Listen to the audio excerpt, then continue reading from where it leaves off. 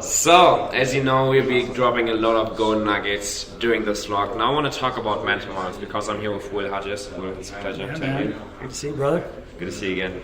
So I met Will in August at the Vital Live in the Oxford University, and he delivered an amazing presentation about mental models and mental frameworks to get creative breakthrough ideas. I was in this masterclass, I'm still am, we're having one-on-one sessions just working on that because I understood that the main differentiator in the market is to understand how to think differently and how to have these creative ideas, right? Because you have to differentiate yourself, otherwise you're just a commodity, you're comparable to anybody else, right?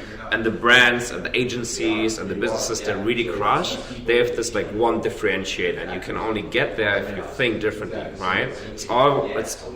It's really about connecting all of the dots and all of the information that you have. So with Will, to give him a quick introduction, the thing that he was pointing out at the Vital Life, and this really struck gold with me, like he started at the head of digital at Organifi, and they were doing $18 million at a yearly run rate at that time. So can you please tell the story of how you took Organifi from doing 18 million to 100 million in under 1.5 years? Yeah, sure. So, yeah, the story, when I first took the job at Organifi, I think it was like the second day on the job, the CEO came up to me and he said he wants to grow the business from 18 million to 100 million in revenue in 18 months, which is really aggressive, particularly when the business is self-funded, right? They don't have outside funding.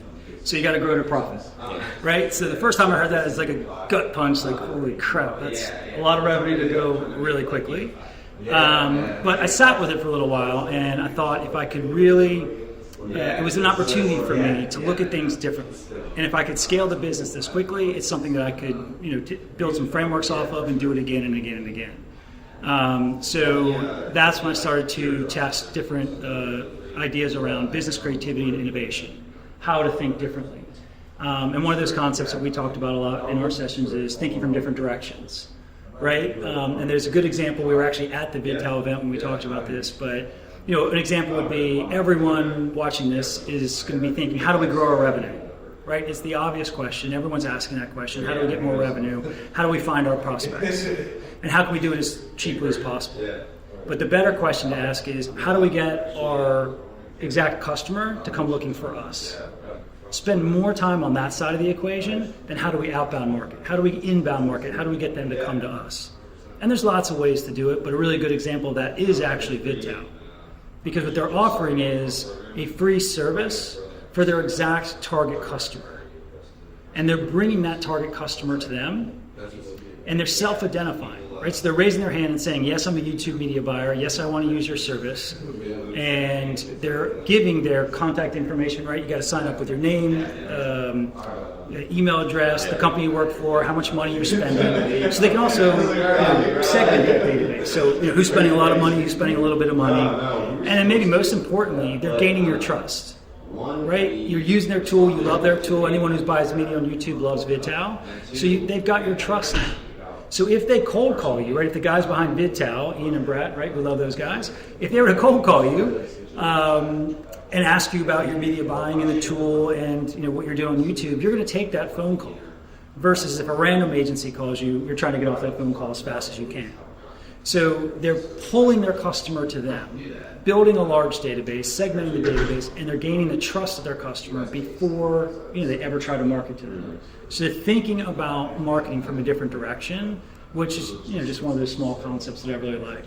Yeah, I really like that. Because at the end of the day, we are living in an age where you just have an information overload, right? Information is more available than ever.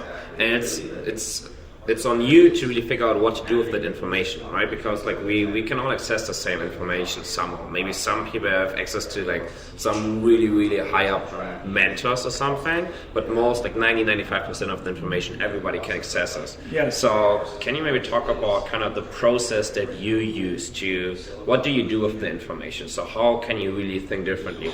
Because you pointed out this one example of everybody wants to make more revenue, right? But sure. Everybody's thinking about outbound. Everybody's thinking about paid ads. Sure, paid ads, Facebook. Yeah, of course. For example. So you've been giving this amazing example of Vital, right? Yeah. Quick background for those of you who are not familiar with Vital. So Ian and Brad are running the YouTube ads agency, which is called Insetly, right? Yep. So what they do is they run YouTube ads for e-commerce brands. And instead of just reaching out to brands and saying, hey, let me do our YouTube ads for you, what they did is they built a software, it's called Vital, right? Which is basically a YouTube ads analysis software.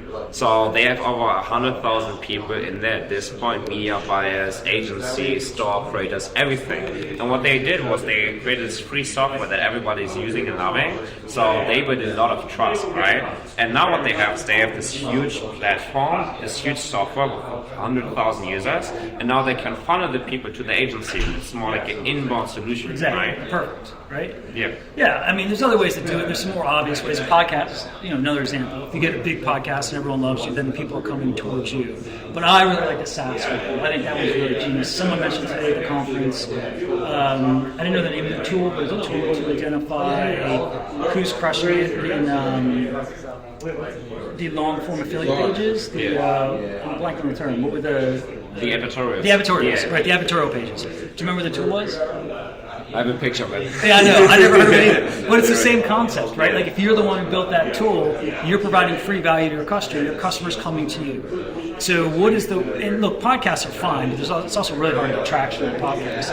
If you're offering a tool like this, you are bringing your customer to you and you're adding value up front, which is really cool. So that's the way I'm always thinking about how you're going after your marketing, right? Outbound marketing is fine, but the better questions to be asking, the more unique way to be looking at things is how do you bring your customer to you and have them sold before they ever get to you. Right, that's the key point. Well, that's what they're really doing. Is they're gaining their trust. So they're getting the sales process is already halfway done, if not 80% done before they even get to you. Yeah. How badass is that? Yeah. And another amazing example that Will gave earlier was that, for example, if everybody's competing on a price, right? You're selling a product for like $50, and then you have a high CPA of let's say like $35, right? You're competing with really low margin.